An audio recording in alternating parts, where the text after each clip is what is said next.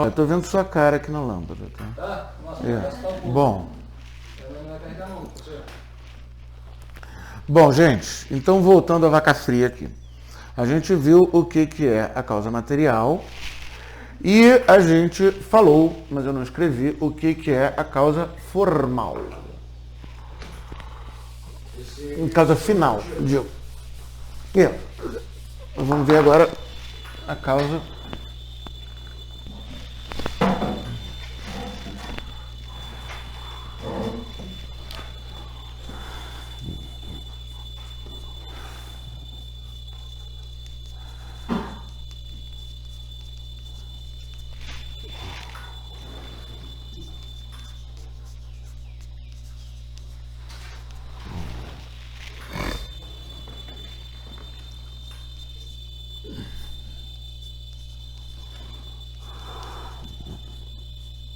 Você citar, né?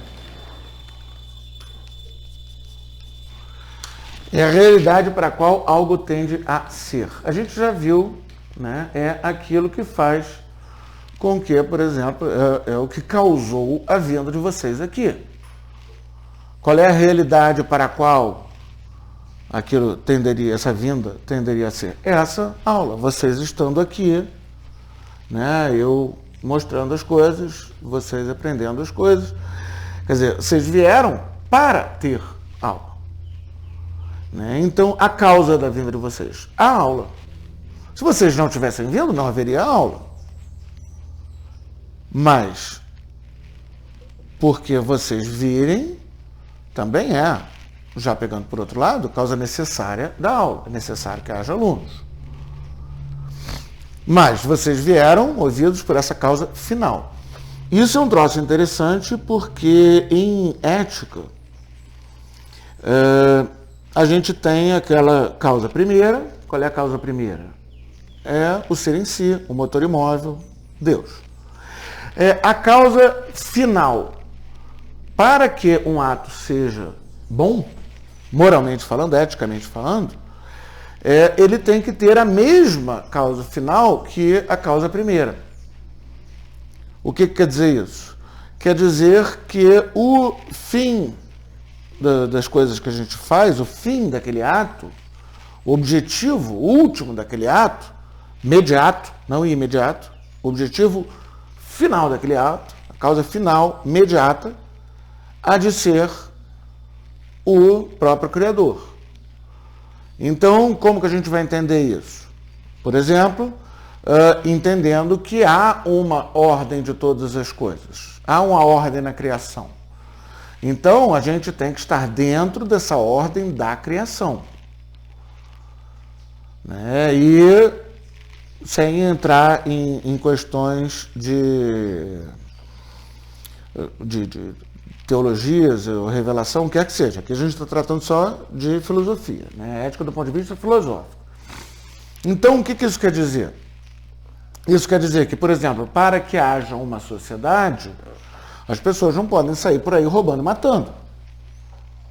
Se a pessoa está roubando e matando, qual é a causa final do ato do roubo ou do homicídio?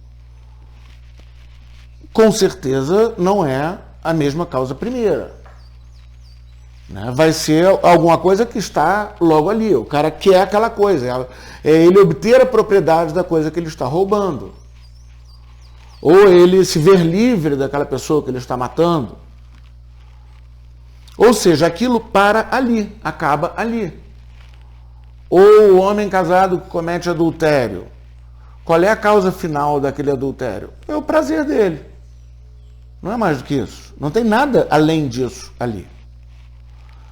Né? E isso é também o que acontece com qualquer ato que seja desordenado. Né? A própria expressão significa isso. Para que uma ação nossa seja ordenada, a causa final, quer dizer, aquilo que nos leva a agir, deve ser a mesma causa primeira. A gente tem a capacidade de fazer coisas que não sejam ordenadas, ao contrário de um bicho, por exemplo. Né? O bicho não come pelo puro deleite de comer. Ele come porque o instinto dele manda ele comer. Claro que ele vai preferir um bife à ração velha. Mas ele come porque o instinto dele manda comer, porque senão ele morre. Ou seja, aquele ato dele de comer, aquela decisão, se pode chamar assim, porque ele não tem capacidade decisória, né? Mas aquele movimento dele de comer tem como causa final a mesma causa primeira, né? Que é perpetuar a vida, é ter filhotes e por aí vai. Até mesmo um cachorro que morde as pessoas, ele morde as pessoas em defesa do dono, do território, do que quer que seja. Né? Ele está agindo ali heroicamente até. Você vê o coitado do cachorrinho que estava todo capenga. Por quê? Porque ele foi brigar com um vira-lata 2 vezes o tamanho dele, muito mais novo. Por quê? Porque ele foi heroicamente defender o território. Se ele fosse um soldado, merecia uma medalha. Né? O bicho é incapaz de ter uma ação desordenada, ao contrário da gente. A gente, pelo contrário, tem que fazer força para conseguir ter uma ação ordenada. O Platão dizia que o ser humano é que nem uma charrete com 2 cavalos, cada um puxa para um lado. Né? E a gente tem que conseguir seguir o da razão, o cavalo que faz a gente pensar, peraí, eu tenho que fazer a coisa certa. Mas a causa final, então, eu acho importante salientar isso. Né? A gente já viu aqui que ela existe, já viu aqui o que ela é, mas eu acho importante salientar que ela é muito importante do ponto de vista da ética. Quer dizer, para que aquela coisa acontece? Né? E reparem que essa é uma pergunta, como eu já apontei antes, que está além do escopo da ciência moderna. A ciência moderna não lida com causa final. Ela pode até conseguir, eu não sei se já fizeram, se não fizeram, vão fazer, botar coisas lá para ver como é que é no cérebro do cachorro, qual é a área que é irrigada quando o cachorro vai para a comida, ou deixa de ir para a comida, ou quer que seja, ou a área lá do cérebro do cachorro que é irrigada quando o cachorro briga antes de comer ou come antes de brigar. Mas o bichinho não consegue tomar decisões. Já a gente consegue e frequentemente toma péssimas decisões. Né? O nosso Buda é um aluno que não briga com a ração antes de comer. Pois Ele tem que brigar depois que ele vai comer. Mas ele em momento nenhum está tomando uma decisão própria. Ele está agindo de acordo com o instinto. Ele pode estar meio lelé da cuca. Mesmo jeito, todo mundo aqui conhece a minha bela cachorrinha lelé da cuca. Né? Vocês aqui tentando estudar alguma coisa e a cachorra louca tentando subir em cima de todo mundo. Mas, tanto ela quanto o poodle doido do Eduardo são incapazes de tomar uma decisão. Eu vou fazer tal coisa. Eu vou sujar o casaco das pessoas. Eu vou brigar com a comida. Não. O bicho está lá seguindo o instinto dele. Eles não têm noção de causa e consequência. Não tem noção nenhuma. Eles não têm a capacidade de tomar uma decisão. É por isso que, assim, o João de Barro, ele faz uma casinha. Faz, mas ele faz sempre a mesma casinha. Já o ser humano tem que fazer força para conseguir fazer um igual ao anterior. Mesmo quando, assim, os povos super primitivos, que fazem sempre aquela oca daquele jeito, etc., elas nunca vão ficar exatamente iguais, tão iguais quanto a casa de João de Barro da outra. É interessante que a administração é uma ciência nova. Né?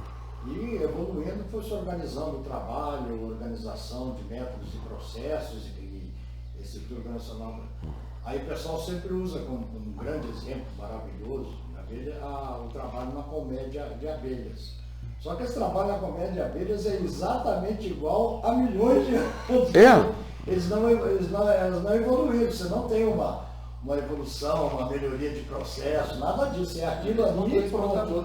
Pois esses bichos, insetos em geral, né? Um formigueiro também, eles têm aquela coisa que a gente olha e diz, caraca, como esses bichinhos são organizados. Não, os bichinhos não são nada organizados.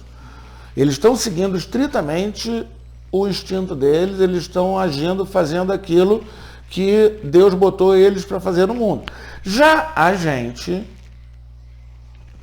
assim, quantos de nós estão fazendo o que Deus botou a gente para fazer no mundo? Poucos. Pois é. Pouquíssimos.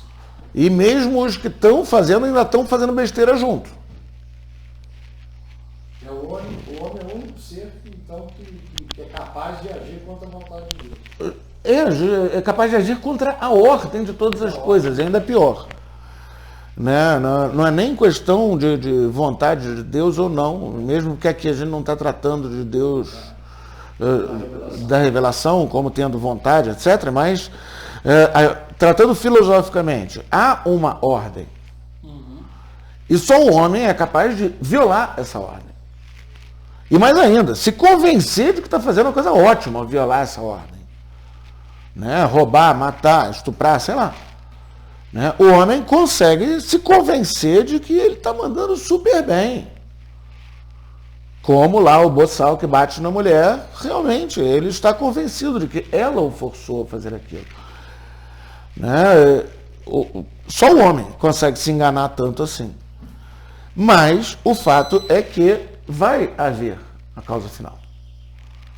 Né? Vai haver a causa final e essa causa final pode ser algo que é fruto da razão, no caso do homem, ou pode ser algo que é fruto do instinto, no caso de um cachorro, ou de uma formiga, ou de uma abelha, e pode ser algo que é simplesmente parte daquele ser animado, né? E é isso a gente vai entrar na próxima causa, né? Como o caso de uma árvore, porque ela basicamente não toma decisões. Né? Ainda que se tenha descoberto que as árvores fazem coisas que ninguém conceberia até poucos anos atrás.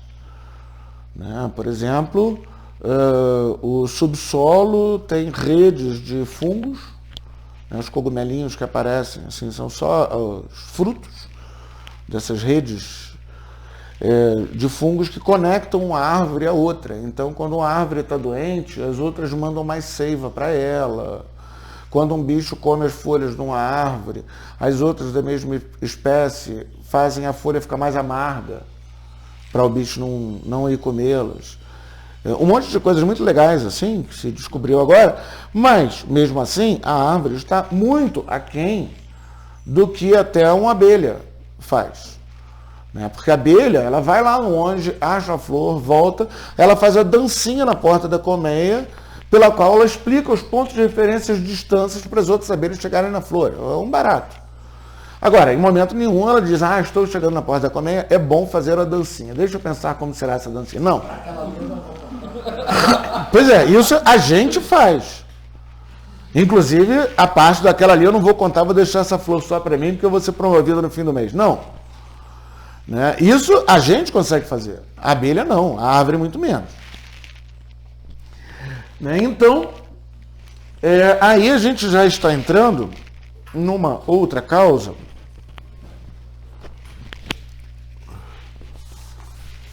que é a mais interessante quando a gente está lidando com vida em geral,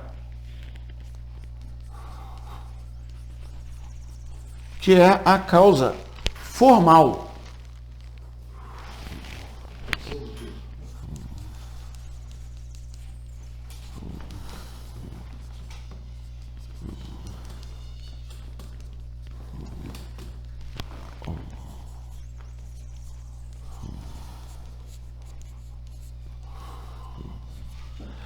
Né? Então, a abelha, por exemplo, ela é causa formal do mel. Por quê? Porque é a essência da abelha, ou a substância daquela uma abelha, que torna possível a transformação daquele suquinho lá que ela pegou nas flores, ou nas frutas, ou no pão cheio de açúcar na padaria, em mel. Dá para entender o que eu estou falando? Tá? Do mesmo modo, a causa formal de praticamente todo ato humano é o homem. Ou o homem, assim, como o ser humano, ou este um homem, ou mulher, ou criança. Sem o homem, um monte de coisa não aconteceria. Daí a gente tem os ecochatos mais maluquinhos que dizem que o homem tinha que ser extinto, porque o homem é um destruidor, etc. Sim, o homem é um destruidor. Mas, ao mesmo tempo, o homem é não só parte da criação, como uma parte que a revelação diria que é o custódio da criação, quer dizer, que é o tomador de conta da criação, mas a filosofia vai colocar o homem como parte dessa criação e, portanto, como alguém que deve contribuir para essa criação. Pois é, ele é destruidor, mas ele é o único ser também capaz de impedir destruições. De descobrir ou levar a efeito ações artificiais para preservação, para proteção, até, por exemplo, mudança climática, né? Quando acabou a era do gelo, você teve uma grande mudança climática que talvez esteja ocorrendo agora. O homem é capaz de fazer coisas para proteger a natureza também, ou nenhum outro animal. Ou até fazer coisas sem ter como causa final proteger a natureza, por exemplo, mas que acabam protegendo. Por exemplo, um mato como esse aqui. Se tem alguém que vai lá catar lenha, tem muito menos chance desse mato pegar fogo. Isso é uma coisa que o homem faz em perfeita comunhão com a natureza, é catar lenha. Ele está diminuindo tremendamente a chance do bosque pegar fogo. É claro que também dá para exagerar e chegar lá e cortar todas as árvores vivas para fazer lenha. Aí, justamente, a gente já está nessa capacidade do homem de ter a causa final desordenada. Em 1975 se criou no Brasil um programa chamado ProAlco, né? Que além de os caras acabarem descobrindo a forma de você ter o carro tocava álcool em vez de gasolina, também passou a se adicionar tanto por cento de álcool na gasolina. Qual era a finalidade? Por que se fez isso? Qual foi? Tudo porque o preço do petróleo tinha estourado lá fora, a causa foi essa. Muito bem. Mas depois que essa relação de preço de petróleo começou a aliviar, pensou-se em talvez diminuir o percentual de álcool, mas aí percebeu-se que teve um outro efeito benéfico, excelente, na poluição. Então, se você voltasse a ter os carros aí nesse meio tempo, muitos anos depois, aumentou a quantidade de carros, etc, etc, etc.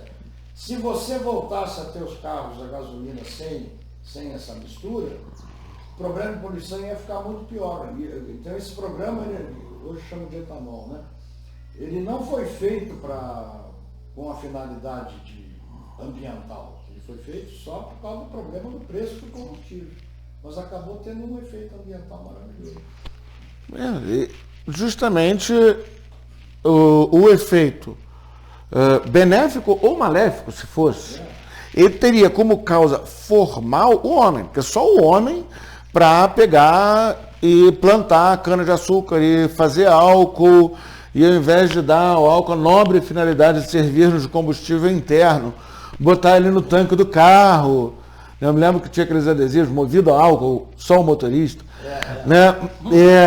Então, esse tipo de coisa, né, de decisão até, quer dizer, de causa final, mas também de ato, é coisa que vai ter como causa formal o homem. E a mesma coisa também, de uma certa maneira, mas muito verdadeira, a gente vai ter na própria reprodução de qualquer ser vivo. Quer dizer, a sementinha que se torna uma árvore, ela tem como causa formal aquela árvore de onde veio a sementinha.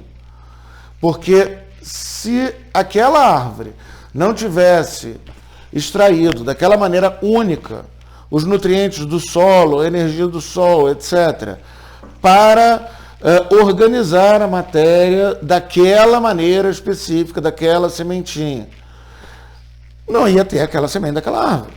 Você podia ter uma semente de outra árvore, você podia ter qualquer coisa, podia ter uma pedrinha, mas aquela você não tinha.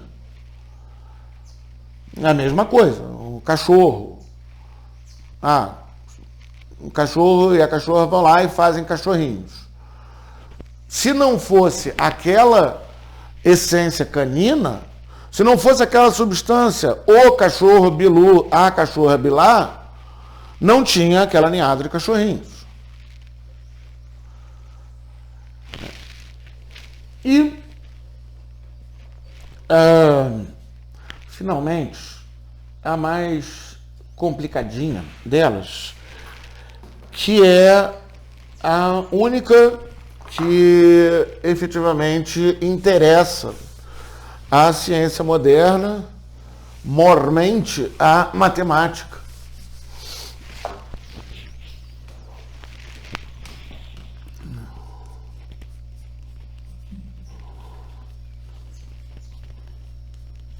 Que é a causa eficiente. Eu sei que o nosso administrador de empresas ficou entusiasmado com o termo eficiente. Né? O eficiente é o que faz, por assim dizer. É o fazedor. Né? Então, a causa eficiente, a gente vai até subdividir aí, sair um pouco de São Tomás, né? Porque tem uma entradinha interessante.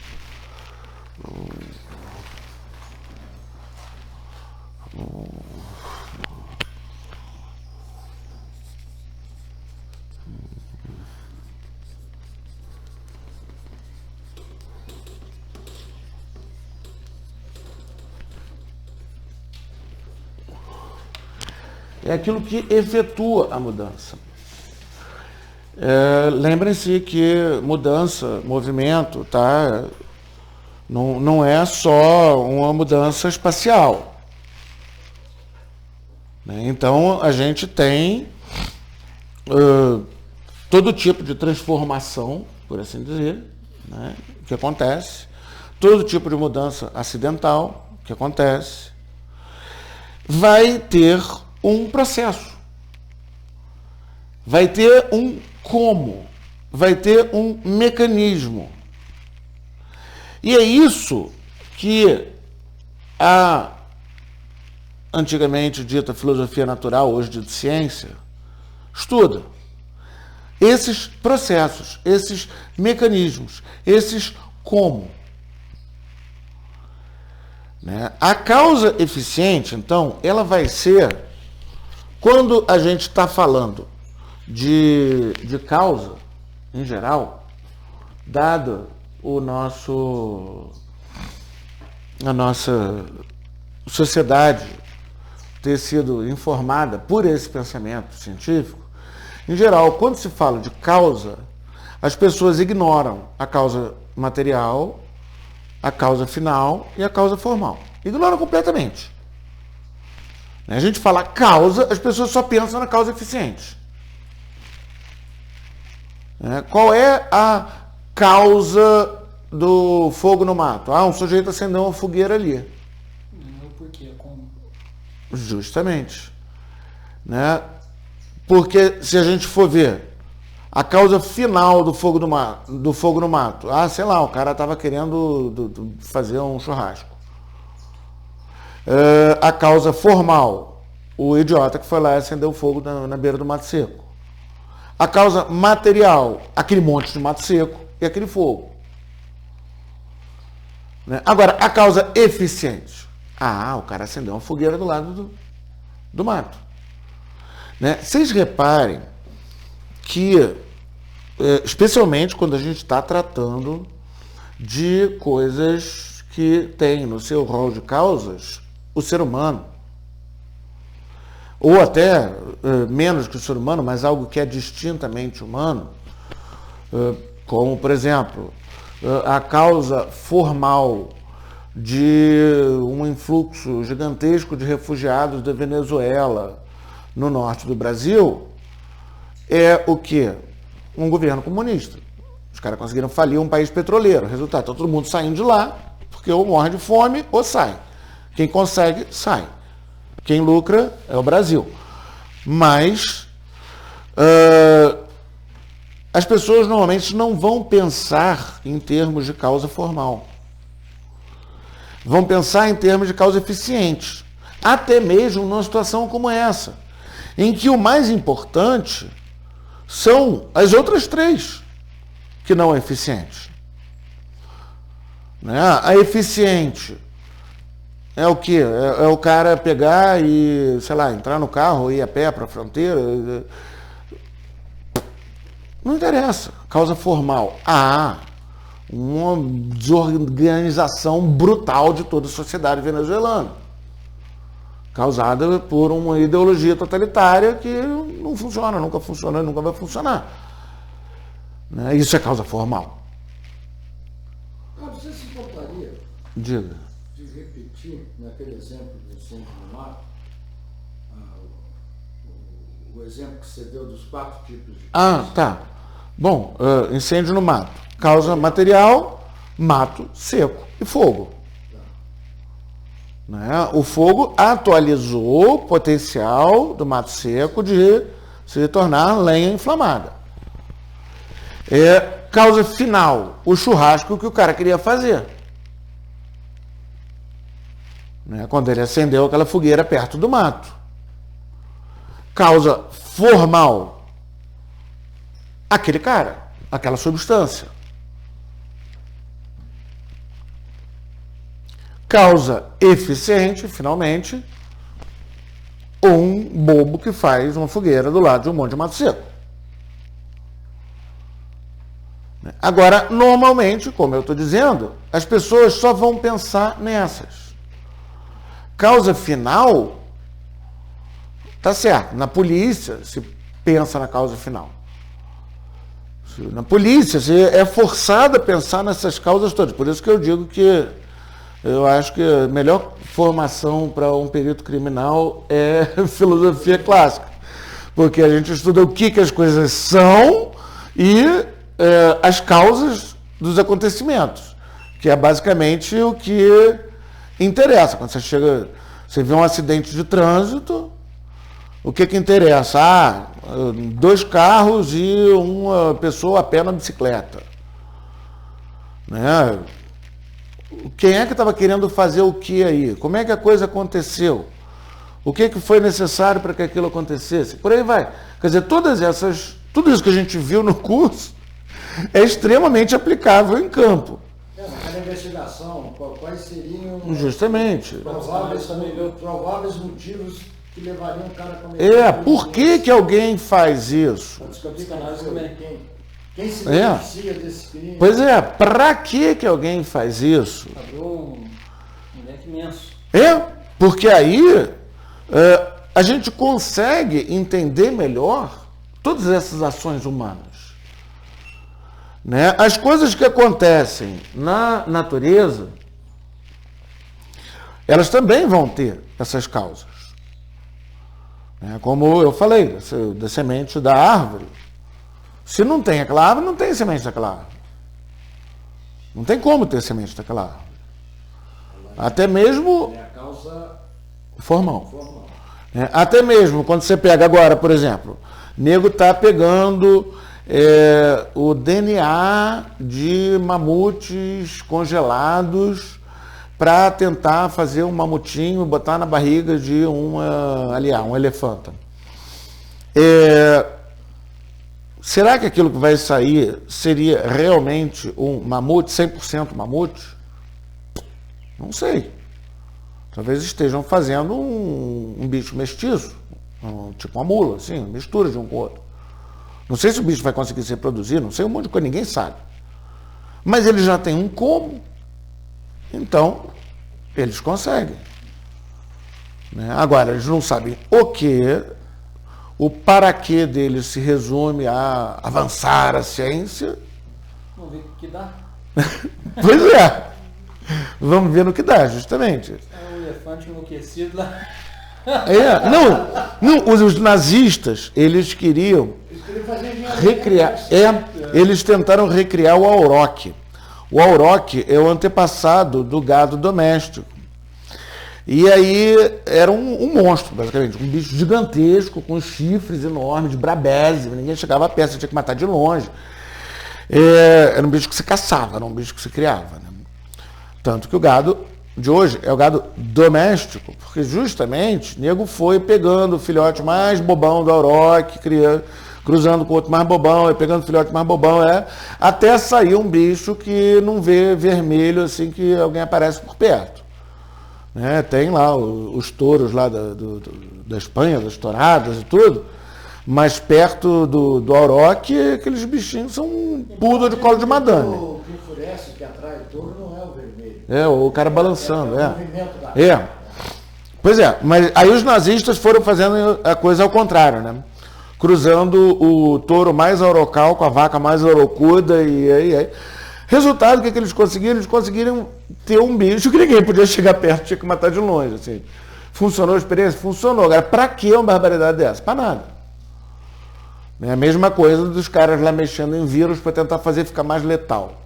Qual é a causa final daquilo? Mata todo mundo. Olha, eles dizem que é porque o vírus pode se desenvolver sozinho, então eles vendo o que faz o vírus ficar mais letal, eles podem já ir adiantando uma vacina legal, blá blá blá. Mas a causa final é vendo o que dá, basicamente. A causa formal, o ser humano com a sua capacidade de pisar na jaca em grandíssimo estilo. Causa material, o vírus, o laboratório, a tecnologia, etc e tal, etc e tal. Causa eficiente, aí você chama um deles, o cara vai te dar uma aula gigantesca de como é que usa aparelho tal para dividir, abrir o gen ao meio, botar um outro pedacinho dentro, fechar de novo, e costurar, embrulhar para presente. Por quê? Porque causa eficiente é a única coisa que interessa hoje em dia, para a ciência moderna. E aí, o resultado é que isso acaba virando a única coisa que interessa para tudo. Ainda há uma boa quantidade de elementos soltos de filosofia em outros campos. Então, por exemplo, no direito se vai pensar frequentemente nessas causas. Né? E se usa em direito a expressão, a matéria do processo, a forma do processo, que vem quase que sem escalas do que a gente está vendo aqui. Né? E também se vai pensar qual é o objetivo disso, qual é o objeto disso, para que isso? Ou seja, se faz ainda algumas questões dessas, mas dentro de um campo extremamente limitado. Extremamente limitado. Ainda mais no Brasil. Né? Que todo o sistema jurídico é um fantasminha, uma assombração pairando no ar. Nos países ricos, os caras realmente acreditam naquilo. Eles acreditam que aquelas coisas obrigam moralmente, que é assim que se deve fazer, etc. Já no Brasil, o legislador sabe que ele pode soltar qualquer barbaridade, porque o papel aceita tudo, se colar colou, não colar não colou. Então acaba ficando uma coisa que a maior parte das pessoas consegue passar a vida inteira sem ter que lidar com o sistema judiciário. Coisa muito boa, aliás, porque o sistema judiciário é um horror. Mas o resultado é que a gente, na vida prática, no dia a dia, não vai encontrar tanto disso. Né? Agora, essa causa eficiente, dentro dela, tem um cara que foi um grande médico, chamado Galeno, que colocou, na verdade ele colocou como uma quinta espécie de causa, mas que ela cabe, digamos, um pouco espalhadinha, né? Parte dentro da causa eficiente, mas com um pezinho nas outras, que é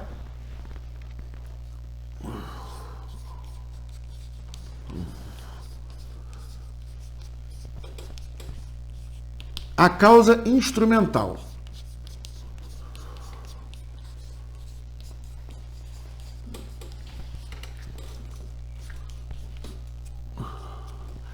Eu estou botando aqui só porque ela, apesar de me parecer tremendamente desnecessária, ela é uma coisa a que se dá ênfase demais hoje em dia.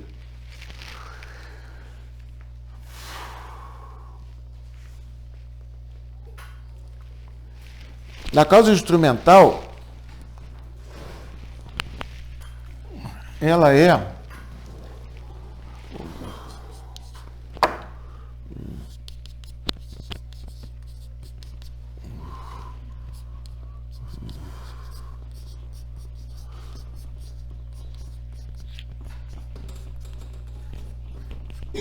aquilo que é uma causa em virtude de outra.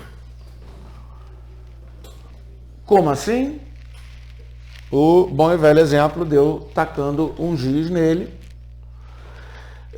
O giz foi a causa instrumental daquela dor ali.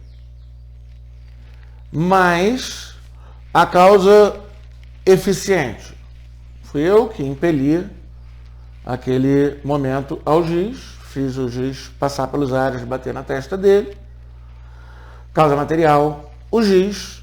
Causa formal, eu e a minha maldade, né? Causa final, dar um exemplo, fazê-lo se comportar e por aí vai. Pois é. A causa instrumental, o Galeno coloca, porque ela é muitas vezes a causa imediata de alguma coisa. E a gente tende a ver aquela coisa, aquela causa imediata, tomar aquela causa imediata e tentar explicá-la, quando na verdade o que interessa mais é uma causa imediata. Não sei se eu estou me fazendo entender, mas assim, eu taquei o giz nele, ou eu taquei o cara do 10º andar, o Galeno vai dar uma importância muito grande àquilo que eu usei para tal. Né? Quer dizer, o giz, ou a gravidade, a janela do prédio de onde eu taquei o cara, e por aí vai. Por quê? Assim, eu acho, já caindo na psicologia, né? Eu acho que provavelmente porque é o pensamento do médico. Né? Ele vê a doença e ele quer cuidar da doença, mas ele não vai agir diretamente sobre a doença. Ele vai dar um remédio. Né? Ele vai dar um remédio que mata o bichinho ou que fortalece o corpo, faz que o corpo consiga combater aquela doença. Né? Então ele tem essa ênfase muito grande naquilo que é instrumental, naquilo que é usado, no meio pelo qual ele, homem, vai ser a causa imediata da cura daquele paciente. Mas hoje em dia, justamente porque se tem essa ênfase tão grande na causa eficiente, no processo da coisa, essa questão da causa instrumental, ela é importante porque ela nos mostra quantas vezes aquilo que é imediato não é a causa necessária, mais importante, mais crucial para a gente entender uma situação. Né? Mais uma vez, o mesmo esquema lá do psicopata andando pela escola matando as pessoas.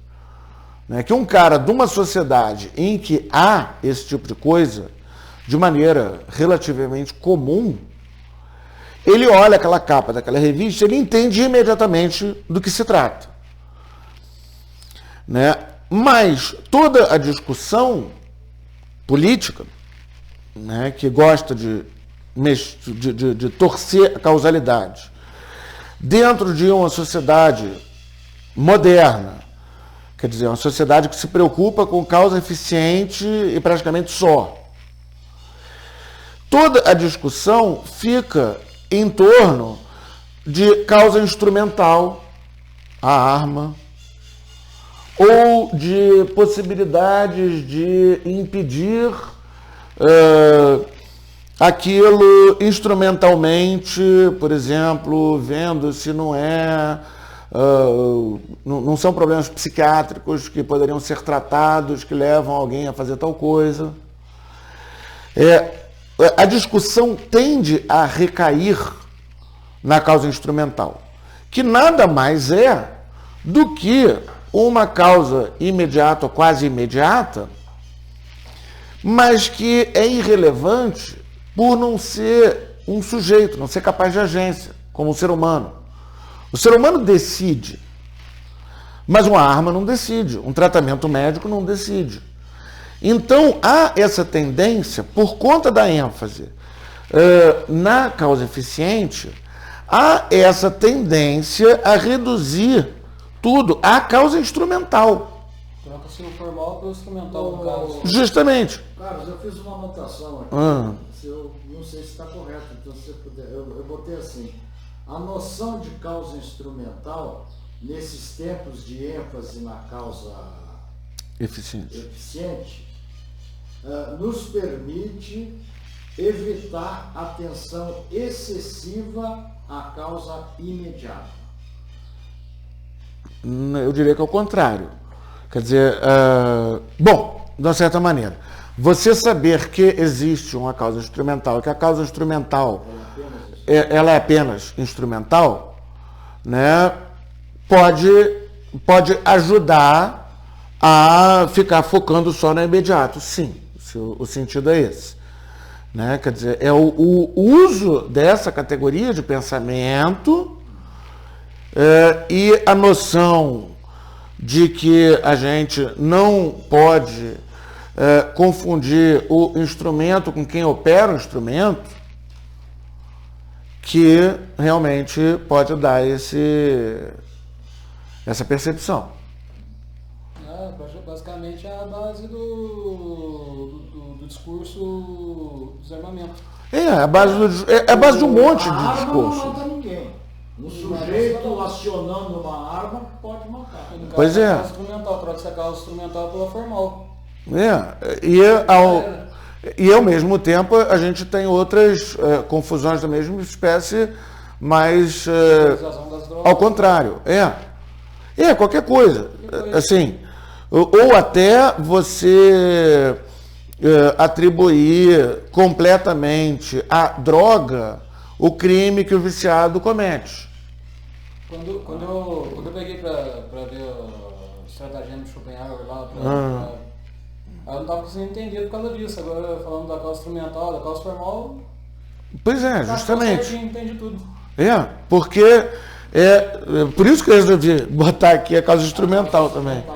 Porque, justamente, a gente, hoje em dia, as pessoas tendem a parar ali. Então, sei lá, crianças estão sendo atropeladas na porta da escola, o nego vai botar o quebra-molas, ou um radar que funciona 24 horas por dia, sendo que as crianças estão ali em intervalos muito curtos. E talvez o problema não seja esse, talvez o problema seja a falta de visibilidade, ou o que for, mas as pessoas vão parar ali. Né? Qual é o instrumento da morte daquela criança? Um carro passando depressa, então não vai mais ter carro passando depressa aqui. Ponto. Muitas vezes, isso pode até criar um problema pior do que o problema anterior. Né? Porque o sujeito, depois que saiu daquele quebra-molas a 1h da manhã, ele vai acelerar que nem um maníaco cheio de ódio. Porque realmente, 1h da manhã não tem razão nenhuma. As crianças estão ali, sei lá, das 20 para as 7 às 7h20, de 11h30 a 1 da tarde e de 4h30 às 5h30. E elas saem da escola direto para a rua e não tem uma pessoa que olhe. Sei lá, tem um monte de outras. Mas a tendência vai ser parar na causa instrumental para ela ser imediata. E até, muitas vezes, isso a gente vai ter, até mesmo na legislação, até mesmo no direito, que, como eu falei, vai um pouco além, que um sujeito que esteja habilitado com carro com documento em dia, se ele sobe em cima da calçada e mata 11, faz um strike na calçada, ele vai pagar uma cesta básica. Por quê? Porque aquilo vai ser considerado um acidente de automóvel. Agora, peraí, por que o cara fez isso? Qual foi a causa final do cara subir ali? Ele quis subir ali, para começar? Isso ninguém vai nem perguntar. A causa... Interessante que essa semana ocorreu um acidente exatamente assim, né, em São Paulo. De noite, uma viatura da Guarda Municipal estacionada, e os guardas, então a calçada é aqui, e os guardas estavam do lado da porta, aqui no lado que fica para a rua. Vem um carro, quando ele está chegando assim um pouquinho atrás da viatura, ele desvia e vai exatamente em cima. Aí um especialista, um advogado criminalista comentando na televisão, disse, olha, vai ter que se ver o que aconteceu com esse motorista. Ele pode ter tido um mal súbito, sei lá, desmaiou, um apagão, uma coisa. Pode ter quebrado. Porque você tem dois enquadramentos possíveis. Lesão corporal culposa, daí seria, ou tentativa de homicídio. Tá? Então, se ele a impressão você vê, não, a impressão que dá é isso. Ele viu que tinha dois guardas ali, botou em cima de propósito. Seria tentativa. Porque no direito ainda se presta alguma atenção na causa final. Quer dizer, na intenção do cara. Mas, mesmo assim, por causa dessa ênfase da nossa sociedade na causa eficiente, que é a única coisa que interessa para a ciência, para a matemática, e para a ciência matematizada, né? Aquela piada, né? Chamam um agrônomo e um físico para verem qual é a melhor maneira de alimentar a vaca. O agrônomo vai ver qual é a terra, o que tem que botar na terra, que o capim tem que plantar, etc., para ser mais eficiente. E o físico vai começar dizendo, imaginemos uma vaca esférica desprovida de atrito. Por quê? Porque ele tem que matematizar as coisas. Ele não consegue lidar com a vaca. Não tem vaca para ele, só tem número. Então ele vai criar universos de números que até, em muitos aspectos, vão ser reduções do nosso universo suficientes para calcular coisas. Né? Dá para calcular, por exemplo, a velocidade que um carro estava indo pelo comprimento da freada do carro. Dá para ter uma ideia. Dá para ter uma noção legal. Se o cara estava correndo muito, se o cara estava dentro da velocidade permitida, etc. Isso é física. Você está matematizando. Quando você está matematizando, você está jogando todo o resto fora. Não existe mais causa final, não existe causa formal, não existe causa material. Só o que você tem ali é um processo guiado por números em números. E aí isso vai tender a reduzir a atenção, mesmo quando se sai dos números, à causa instrumental. Que, na verdade, nada mais é do que uma etapa imediata da causalidade. Se eu chego e mato um cara, vou lá e esgano o sujeito.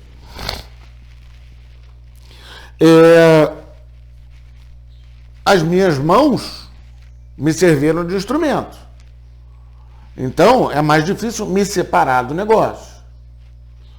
Agora, se eu chego e, sei lá, o sujeito é um bandido, está segurando uma moça de refém, aí eu vou dar um tiro no sujeito e acerto a moça. Eu já estou um pouco mais distante. Se você parar no instrumental, você vai lidar com a arma de fogo. Agora, o sujeito invadiu um outro país, então eu sou general, mando minhas forças armadas para lá e elas matam um monte de inocente para conseguir libertar aquele território. Já estou um pouco mais distante. Bicho, fica quieto. E por aí vai. Né? Então, essa ênfase na causa eficiente, ela tende a fazer perder de vista a causa final e a causa formal.